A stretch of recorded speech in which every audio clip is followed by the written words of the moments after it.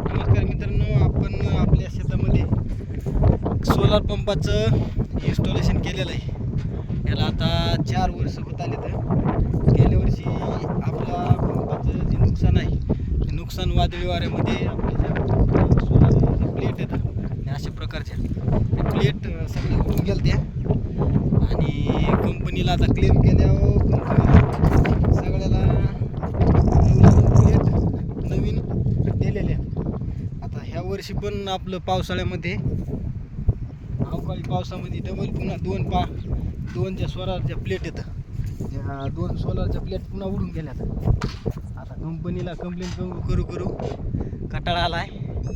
आता डायरेक्ट आपण एक इथं पडलेली आणि एक उडून गेली बघा, पाठी इथं पडलेली आहे, एक उडून गेली. आता आपल्याला कटाळून डायरेक्ट आता आपण असे इंगल आणले बघा. हे इथं पाहू शकता, असे इंगल इथं खड्डा केले.